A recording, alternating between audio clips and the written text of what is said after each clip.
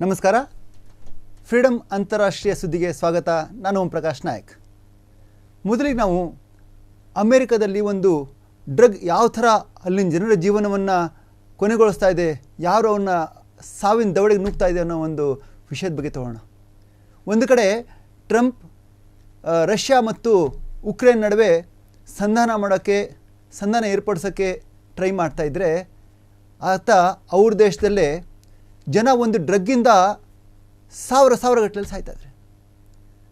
ಈ ಡ್ರಗ್ ಎಷ್ಟರ ಮಟ್ಟಿಗೆ ಅಲ್ಲಿ ಒಂದು ದೊಡ್ಡದಾದ ಒಂದು ಸದ್ದು ಮಾಡ್ತಾಯಿದೆ ಅಂದರೆ, ಒಂದೇ ಒಂದು ವರ್ಷದಲ್ಲಿ 48,000 ಜನ ಸತ್ತೋಗಿದ್ದಾರೆ 2024ರಲ್ಲಿ. ಯಾವುದು ಈ ಡ್ರಗ್ ಅಂತ ನೀವು ಯೋಚನೆ ಮಾಡ್ತಿರ್ಬೋದು. ಇದರ ಹೆಸರು ಫೆಂಟನಿಲ್ ಅಂತ. ಇದೊಂದು synthetic drug. Fentanyl synthetic drug. ಹಾಗೆ ನೋಡಿರಿ, ಇದೊಂದು ನಶೀಲಿ ಡ್ರಗ್ ಅಲ್ಲ. ಅಂದರೆ ಏನಂತೀವಿ ನಾವು, ಈ ಬೇರೆ ಬೇರೆ ಇರ್ತಾವಲ್ಲ, ಗಾಂಜಾ, ಅಫೀಮು, ಓಪಿಯಮ್ಮು, ಆ ಥರ ಅಲ್ಲ ಇದು. ಇದು ಮೊದಲಿಗೆ 1960ರಲ್ಲಿ ಇದನ್ನು ತಯಾರು ಮಾಡಿದಾಗ ಇದೊಂದು ಪೇನ್ ಕಿಲ್ಲರ್ ಅಂತ, ಅಂದರೆ ಅತಿಯಾದ ನೋವನ್ನು ಸಹಿಸ್ಕೊಳ್ಳೋಕ್ಕೆ ಒಂದು ಪೇನ್ ಕಿಲ್ಲರ್ ಅಂತ ಮಾಡಿದರು. ಈ ಡ್ರಗ್ಗು ಆಮೇಲೆ ಅಂದರೆ ಈಗ ಒಂದು 10-20 ವರ್ಷದ ಹಿಂದೆ ಏನಾಯಿತು, ಇದನ್ನು ಡಾಕ್ಟ್ರು ಪ್ರಿಸ್ಕ್ರೈಬ್ ಮಾಡೋಕ್ಕೆ ಟ್ರೈ ಮಾಡಿದರು. ಆಮೇಲೆ ಏನಾಯಿತು, ಫಸ್ಟು ಡಾಕ್ಟ್ರು ಪ್ರಿಸ್ಕ್ರೈಬ್ ಬರ್ಕೊಟ್ರೆ ಮಾತ್ರ ಈ ಡ್ರಗ್ ಕೊಡ್ತಾಯಿದ್ರು. ಆಮೇಲೆ ಜನ ಇದನ್ನು ಹಾಗೇ ಕೊಂಡ್ಕೊಳ್ಳೋಕೆ ಶುರು ಮಾಡಿದರು. ಈ ಡ್ರಗ್ ಎಷ್ಟು ಮಟ್ಟಿಗೆ ಹಾಗೆ ಸಿಗ್ತಾಯಿತ್ತು ಅಂದರೆ ಅತ್ಯಂತ ಚೀಪು. ಈ ಡ್ರಗ್ಗು ತುಂಬ ಕಡಿಮೆ ಬೆಲೆ ಸಿಗುತ್ತೆ. ಬರೀ $1 ಅಂದರೆ ಎಷ್ಟು, ನಮ್ಮ ಇಂಡಿಯನ್ ಕರೆನ್ಸಿ $80. ನೀವು ಸಾವಿರಾರು ರೂಪಾಯಿ ಒಂದು ಏನು ಕೊಕೇನ್, ಅಫೀಮ್ ಅಂತೆಲ್ಲ ಇರ್ತಾವಲ್ಲ, ಅಂಥವು ನೀವು ಸಾವಿರಾರು ರೂಪಾಯಿ, ಲಕ್ಷಾಂತರ ರೂಪಾಯಿ ಖರ್ಚು ಮಾಡಿ ನೀವು ಅದನ್ನು ಅಡಿಕ್ಟ್ ಆಗ್ತಾರೆ. ಅಂದರೆ ಅದ್ರದ್ದು ಒಂದು ಸುಖ ತಗೋತಾರೆ ಡ್ರಗ್ ಅಡಿಕ್ಟ್ಗಳು. ಅದು ಬರೀ $1 ಸಿಗಬೇಕಾದ್ರೆ ಇನ್ನೇನು, ಎಲ್ಲಿ ನೋಡಿರೋ ಅಮೇರಿಕಾದಲ್ಲಿ ಈ ಒಂದು ಚಿಕ್ಕ ನಮ್ಮಲ್ಲಿ ಹೋಬಳಿ, ತಾಲೂಕು, ಆ ಥರ ಹೇಳ್ತೀವಲ್ಲ, ಆ ಥರ ಚಿಕ್ಕ ಪ್ಲೇಸ್ಗಳಲ್ಲಿ ಜನ ಹೆಂಗೆ ಇದ್ರ ಅಡಿಕ್ಟ್ ಆಗಿ ದಾರಿಲಿ ಬಿದ್ದು ಒದ್ದಾಡ್ತಾ ಇದ್ದಾರೆ ಅಂದರೆ, ಅವ್ರಿಗೆ ಈ ಪ್ರಪಂಚದ ಒಂದು ಜ್ಞಾನನೇ ಇಲ್ಲ. ಒಂದು ಸಲ ಇದಕ್ಕೆ ಅಡಿಕ್ಟ್ ಆಗಿಬಿಟ್ರೆ ಮತ್ತು ನೀವು ಯಾವುದು ದೊಡ್ಡ ಇದಕ್ಕೆ ಅಡಿಕ್ಟ್ ಆಗ್ತಾರೆ ಡ್ರಗ್ಗಳಿಗೆ, ನಾರ್ಕೋಟಿಕ್ ಡ್ರಗ್ಸ್, ಆ ಥರನೇ ಇದು ಸೇಮ್ ಅದೇ ಥರ ಅಡಿಕ್ಟ್ ಆಗುತ್ತೆ. ಇದು ಯಾಕೆ ಇವತ್ತಿನ ದಿವಸ ಇದು ತುಂಬಾ ಡೇಂಜರ್ ಅಂತ ಅಲ್ಲಿ ಇದಾಗ್ತಾಯಿದೆ ಅಂದರೆ, ಒಂದು ಡಾಕ್ಟರ್ ಪ್ರಿಸ್ಕ್ರಿಪ್ಷನ್ ಸಿಗ್ತಾ ಇರೋದು, ಇನ್ನೊಂದು ಇದರ ಒಂದು ದುರ್ಬಳಕೆ ಆಗ್ತಾ ಇರೋದು. ಅಂದರೆ ಈ ಡ್ರಗ್ನ ನಕಲಿ ಮಾತ್ರೆಗಳು ಬರ್ತಾ ಇದ್ದಾವಂತೆ. ಅಂದರೆ ನಾರ್ಮಲಿ ಈ ಡ್ರಗ್ ತೊಗೊಳ್ತಿದ್ದೀವಿ ಅಂತ ತೊಗೊಂಡ್ರೆ ಅವರು ಹುಷಾರಾಗಿ ತೊಗೋಬೋದು.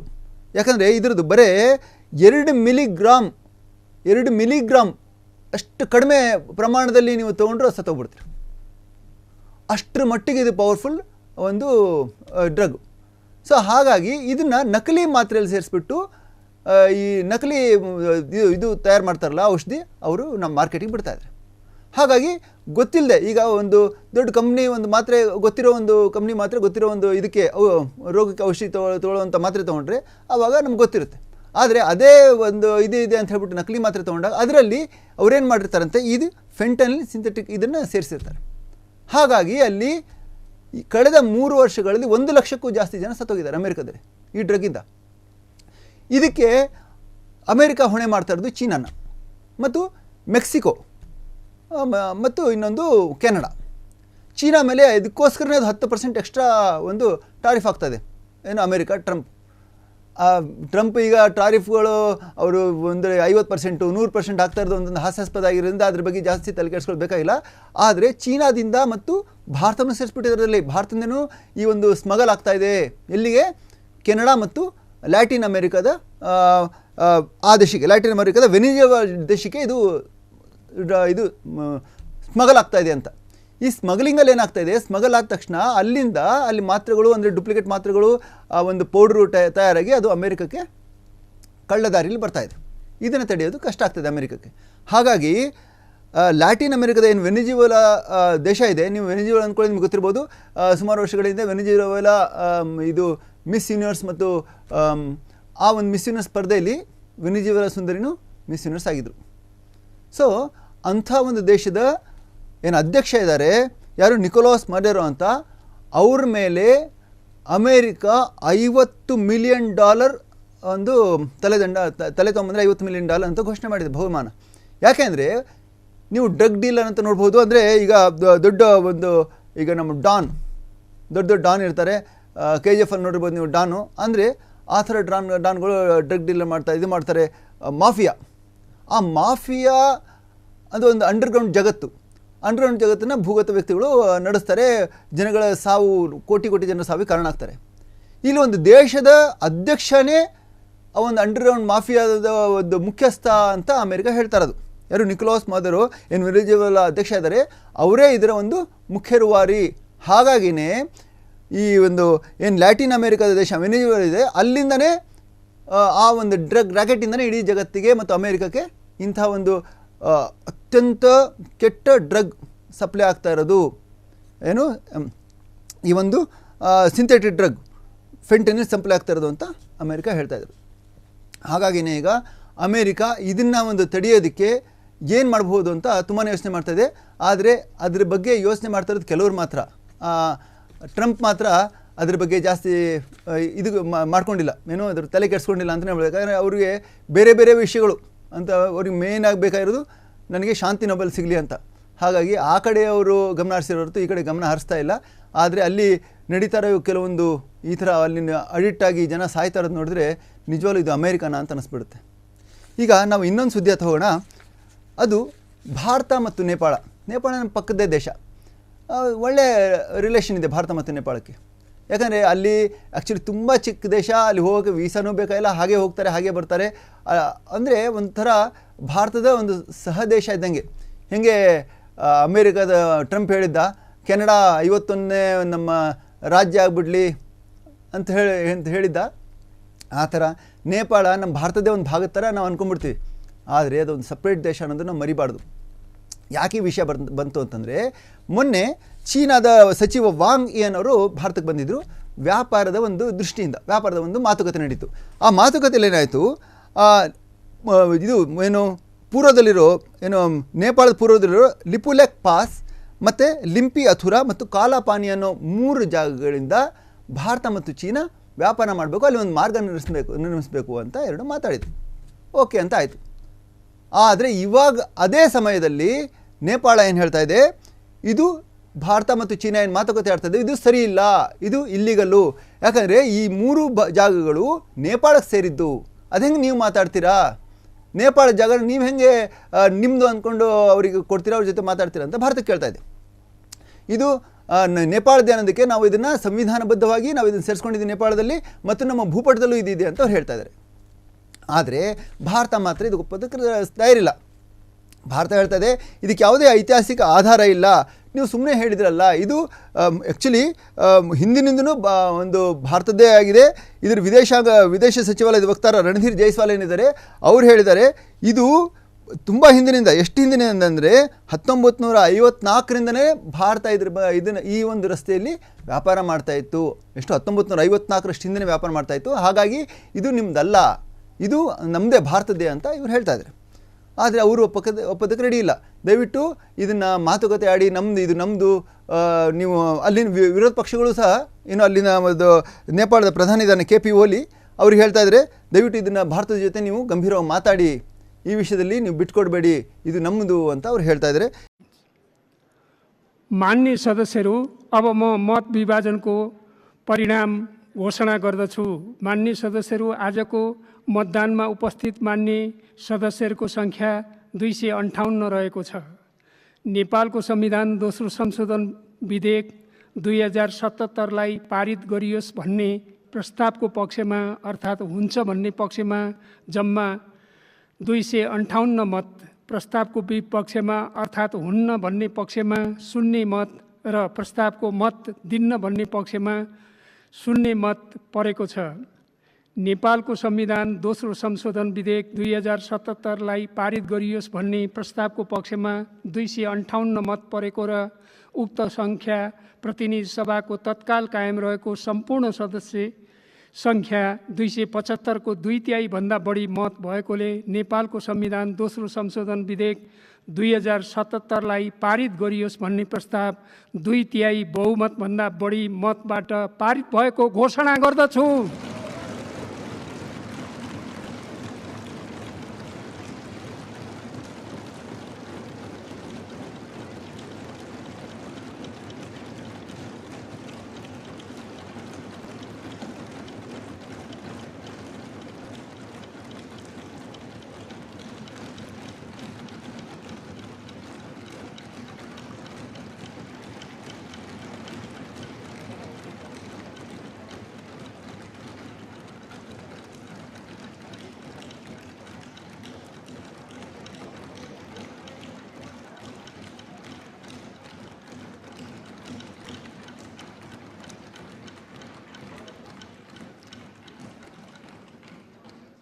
मान्य सदस्यहरू, अब प्रतिनिधि सभाको अर्को बैठक 2077 साल जेठ 32 गते आइतबार बिहान 11 बजे बस्ने गरी यो बैठक स्थगित ಇದು ಆ್ಯಕ್ಚುಲಿ ಇದ್ರ ಇನ್ನೂ ಹಿಂದೆ ಹೋದರೆ 1816ರಲ್ಲಿ ಸುಗೋಲಿ ಟ್ರೀಟ್ ಅಂತ ಭಾರತ ಮತ್ತು ಈಸ್ಟ್ ಇಂಡಿಯಾ ಕಂಪ್ನಿಗಳ ನಡುವೆ ಒಂದು ಒಪ್ಪಂದವಾಗಿತ್ತು.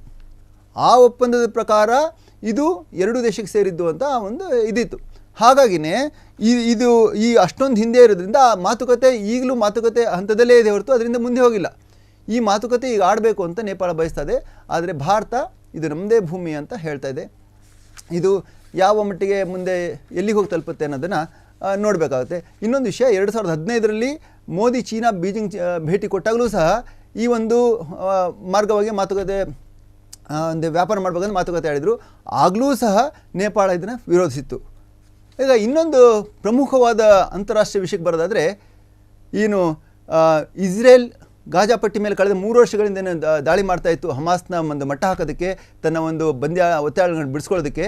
ಈಗ ಅದು ಫೈನಲ್ ಆಗಿ ಗಾಜಾ ಪಟ್ಟಿ ಏನಿದೆ ಆ ಫುಲ್ ಗಾಜಾ ಪಟ್ಟಿನ ತನ್ನ ನಿಯಂತ್ರಣಕ್ಕೆ ತಗೋಬೇಕು ಅಂತ ಕೆಲವು ದಿವಸ ಹೇಳ್ತಾ ಇತ್ತು. ಈಗ ಫುಲ್ ತನ್ನ ಮಿಲಿಟ್ರಿನ ಒಳಗಡೆ ನುಗ್ಸೇ ಬಿಟ್ಟಿದೆ. ಗಾಜಾ ಪಟ್ಟಿಲಿ ಮೊದಲ ಹಂತದ ಕಾರ್ಯಾಚರಣೆ ಶುರು ಮಾಡಿಬಿಟ್ಟಿದೆ. ಹಾಗಾಗಿ ನಿನ್ನೆ ಇಡೀ ರಾತ್ರಿ ಬಾಂಬಿಂಗ್ ಆಗಿದೆ ಗಾಜಾ ಪಟ್ಟೀಲಿ. ಜನ ಆ ಬಾಂಬಿಂಗಿಂದ ಹೆಂಗೆ ಉಳ್ಕೊಳ್ಳೋದು, ಏನು ಮಾಡೋದು ಅಂತ ಗೊತ್ತಾಗದೆ ಮನೆ ಮಠ ಬಿಟ್ಟು ಓಡ್ತಾಯಿದ್ರೆ. ಎಲ್ಲಿಗೆ ಓಡ್ತಾಯಿದ್ರೆ? ಉತ್ತರ ಗಾಜಾ ಕಡೆ ಓಡ್ತಾಯಿದ್ರೆ. ಆದರೆ ಮೊದಲೇ ಎಲ್ಲ ಕಡೆ ಮನೆ ಇದು ಎಲ್ಲ ಬಿದ್ದು ಇದುವಾಗಿ ಅದು ಉತ್ತರ ಗಾಜಾದಲ್ಲೂ ಸಹ ಫುಲ್ಲು ಹೌಸ್ಫುಲ್ ಆಗಿಬಿಟ್ಟಿದೆ. ಅಂದರೆ ಒಂದು ಮನೇಲಿ ಒಂದು 10 ಜನ ಇದ್ರೆ ಕಚ ಅಂದರೆ 10 ಜನದ ಜೊತೆ ಮತ್ತೆ ಇನ್ನೂ 100 ಜನ ಸೇರಕ್ಕೆ ಹೋದರೆ ಏನಾಗುತ್ತೆ? ಅಲ್ಲಿ ಒಳಗಡೆ ಜಾಗ ಇರುತ್ತಾ? ಹಾಗೆ ಅಲ್ಲಿ ಜಾಗನೇ ಇಲ್ಲ. ಆದರೆ ಜನ ತಮ್ಮ ಜೀವ ಉಳಿಸ್ಕೊಳ್ಳೋದು ಸಾಕು ಅಂತ ಓಡ್ತಾ ಇದ್ದಾರೆ. ಈಗ ಈ ಕಡೆ ಈ ಗಾಜಾ ಏನು ನೆನ್ನೆ ಸ್ಟಾರ್ಟ್ ಮಾಡಿದ್ರು, ಇರೋ ಬರೋ ಬಿಲ್ಡಿಂಗ್ನೆಲ್ಲ ಬಾಂಬ್ ಹಾಕಿ ಉಡಿಸ್ ಮಾಡಿಬಿಡ್ತಾ ಇದ್ದಾರೆ ಯಾರು? ಇಸ್ರೇಲ್ನ ಬೆಂಜಮಿನ್ ನೇತನ್ಯಾಹು. ಇದನ್ನು ಯಥಾ ಪ್ರಕಾರ ವಿಶ್ವಸಂಸ್ಥೆ ಏನೋ ಇವರಿದ್ದಾರೆ ಪ್ರಧಾನ ಕಾರ್ಯದರ್ಶಿ, ಅವರು ಅದನ್ನು ಆಂಟೋನಿಯೋ ಗುಟ್ರೆಸ್ ಅವರು ಒಂದು ಇದು ಸರಿ ಇಲ್ಲ, ಇದನ್ನು ಅವರು 3 ವರ್ಷದಿಂದ ಹೇಳ್ತಾನೆ ಬರ್ತಾಯಿದ್ದಾರೆ, ಇದು ಸರಿ ಇಲ್ಲ, ಇದು ಮಾಡ್ತಾರೆ ಸರಿ ಇಲ್ಲ, ದಯವಿಟ್ಟು ನೀವು ಇದು ತಕ್ಷಣ ಶಾಂತಿ ಸಂಧಾನ ಮಾಡ್ಕೋಬೇಕು, ಒಪ್ಪಂದ ಮಾಡ್ಕೋಬೇಕು, ಸಂಧಾನ ಆಗಬೇಕು, ಇಲ್ದಿರೆ ಅತ್ಯಂತ ಮಾನವೀಯ ಒಂದು ಬಿಕ್ಕಟ್ಟು ಇದಾಗುತ್ತೆ, ಲಕ್ಷಾಂತರ ಜನ ಸಾಯ್ತಾ ಇದ್ದಾರೆ ಅಂತ ಹೇಳ್ತಾಯಿದ್ದಾರೆ. ಗಾಜಾ ಪಟ್ಟಿಲಿ 23 ಲಕ್ಷ ಜನ ಇದ್ದಾರೆ ಅನ್ನೋದು ನಾವು ಮರಿಬಾರ್ದು. ಅದರಾಗಲೂ 1 ಲಕ್ಷ ಜನ ಸತ್ತೋಗಿದ್ದಾರೆ. ಸೊ ಇದಕ್ಕೆ ಇಸ್ರೇಲ್ ಮಾತ್ರ ಯಾವುದೇ ಒಂದು ರೀತಿಯಿಂದಲೂ ಇದನ್ನು ಒಪ್ಪೋದಕ್ಕೆ ರೆಡಿ ಇಲ್ಲ. ಸೊ ಅದು 60,000ದಷ್ಟು ರಿಸರ್ವ್ ಏನು ಸೈನಿಕರಿದ್ದಾರೆ ಅದನ್ನು ಈ ಸೆಪ್ಟೆಂಬರ್ಲಿ ಕರೆಸ್ತಾ ಇದ್ದಾರೆ. ಯಾಕಂದರೆ ಈಗಾಗಲೇ 3 ವರ್ಷದಿಂದ ಯುದ್ಧ ಭೂಮಿಯಲ್ಲಿ ಇದ್ದು ಸೈನಿಕರಿಗೆ ಸಾಕಾಗೋಗಿದೆ ಅಂತೆ. ಅಲ್ಲಿನ ಸೈನಿಕರಿಗೆ ಎಷ್ಟೋ ಮೆಂಟಲ್ ಹೆಲ್ತ್ ಕೆಟ್ಟೋಗಿದೆ ಇಸ್ರೇಲ್ನಲ್ಲಿ. ಹಾಗಾಗಿ 60,000 ರಿಸರ್ವ್ ಸೈನಿಕರನ್ನ ಈಗ ಕರೆಸ್ತಾ ಇದ್ದಾರೆ. ಅವ್ರ ಥ್ರೂ ಇದು ಆಪರೇಷನ್ ಮುಂದುವರಿಯುತ್ತೆ ಅಂತ ಅವ್ರು ಹೇಳ್ತಾ ಇದ್ದಾರೆ. ಸೊ ಇನ್ನೊಂದು ವಿಷಯ, ಚಾಟ್ಪಾಟ್ ಬಗ್ಗೆ. ನಿಮಗೆ ಚಾಟ್ಪಾಟ್ ಗೊತ್ತು. ಇದು ಏನು ಈ ಒಂದು AI ಇರುತ್ತೆ, ಆರ್ಟಿಫಿಷಿಯಲ್ ಇಂಟೆಲಿಜೆನ್ಸು, ಅದು ನಮಗೆ ಎಷ್ಟು ಮಟ್ಟಿಗೆ ಜನ ಅದ್ರ ಮೇಲೆ ಅವಲಂಬಿತ ಆಗಿದ್ದಾರೆ ಅಂದರೆ, ಸೊ ಯಾವುದೇ ಇರಲಿ, ಅದೊಂದು ಕತೆ ಇರ್ಬೋದು, ಇನ್ನೊಂದು ಚಿತ್ರ ಇರ್ಬೋದು, ಇನ್ನೊಂದೇ ಇರ್ಬೋದು, ಸಲಹೆಗಳದಿರ್ಬೋದು, ಪ್ರತಿಯೊಂದು ಅದ್ರ ಜೊತೆ ಸಂವಹನ ಮಾಡ್ತಾರೆ. ಅದನ್ನು ಏನು ಹೇಳ್ತಾರೆ, ಅದು ಏನು ಹೇಳ್ತಾರೆ ಅದು ಕೇಳ್ತಾರೆ. ಇದು ತುಂಬಾ ಅಂದರೆ ಅದರಿಂದ ಎಷ್ಟೋ ಲಕ್ಷಾಂತರ ಉದ್ಯೋಗನೂ ಕಳ್ಕೊಂಡ್ಬಿಟ್ಟಿದ್ದಾರೆ. ಯಾಕಂದರೆ ಅದು ಪೇಂಟಿಂಗ್ ಅದ್ಭುತ, ಪೇಂಟಿಂಗ್ ಮಾಡುತ್ತೆ ಅದ್ಭುತ, ಒಂದು ಫಿಲ್ಮ್ ವರ್ಕೇ ಮಾಡಿಬಿಡುತ್ತೆ. ನೀವು ಶೂಟ್ ಮಾಡೋಕ್ಕಾಗದೇ ಇರೋದನ್ನು ಒಂದು ಸತ್ಯದ ತಲೆ ಮೇಲೆ ಹೊಡೆದಂಗೆ ಅದನ್ನು ಕ್ರಿಯೇಟ್ ಮಾಡಿಬಿಡುತ್ತೆ. ಅದು ನಿಮ್ಗೆ ಸ್ವರ್ಗ ಇರ್ಬೋದು, ನರಕ ಇರ್ಬೋದು, ಇನ್ನೊಂದಿರ್ಬೋದು, ನೀವು ಊಹೆ ಮಾಡದಿರೋದನ್ನು ಅದು ಆರಾಮಾಗಿ ಕ್ರಿಯೇಟ್ ಮಾಡುತ್ತೆ ಅಂಥ ಒಂದು AI. ಅದ್ರ ಜೊತೆ ಈಗ ಯುರೋಪ್ ಕಂಟ್ರೀಸಲ್ಲಿ ಒಂದು ಸಂವಹನ ಮಾಡ್ತಾಯಿದ್ದಾನಂತೆ. ಅಂದರೆ ತಮಗೆ ಏನೇ ಪ್ರಾಬ್ಲಮ್ ಅಂದರೂ AI ಜೊತೆ ಮಾತಾಡಿ ಅದ್ರ ಸಲಹೆ ಕೇಳೋದು. ಇದು ಎಷ್ಟರ ಮಟ್ಟಿಗೆ ಹೆಚ್ಚಾಗ್ಬಿಟ್ಟಿದೆ ಅಂದರೆ ಈಗ ಅದು ಅದೇ ಒಂದು ದೊಡ್ಡ ಪ್ರಾಬ್ಲಮ್ ಆಗಿಬಿಟ್ಟಿದೆ. ಅಂದರೆ ಈ ಮನಃಶಾಸ್ತ್ರಜ್ಞರಿಗೆ ಆ AI ಜೊತೆ ಏನು ಸಂವಾದ ಮಾಡಿ ಅದು ಸಲಹೆ ತೊಗೊಳ್ತಾ ಇದ್ರಲ್ಲ, ಅವರು ಫುಲ್ ಮಾನಸಿಕ ಒಂದು ಅಸ್ವಸ್ಥರಾಗ್ಬಿಟ್ಟಿದ್ದಾರಂತೆ. ಅಂದರೆ ಅದೇನು ಹೇಳ್ತೋ ಅದು ಕೇಳ್ತಾ ಹೋಗೋದು, ಅದಕ್ಕೆ ತಮ್ಮ ಸಮಸ್ಯೆ ಹೇಳೋದು.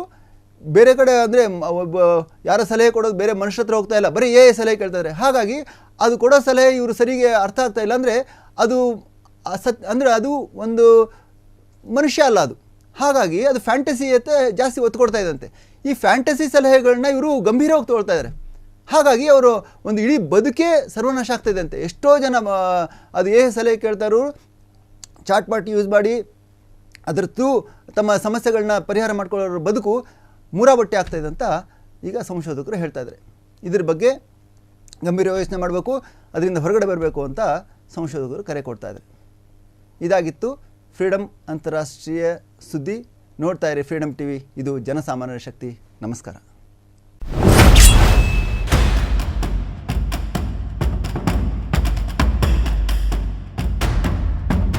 ಕ್ಷಣ ಕ್ಷಣದ ಸುದ್ದಿಗಳಿಗಾಗಿ ಫ್ರೀಡಮ್ ಟಿವಿ ಸಬ್ಸ್ಕ್ರೈಬ್ ಮಾಡಿ, ಲೈಕ್ ಮಾಡಿ ಹಾಗೂ ಫಾಲೋ ಮಾಡಿ.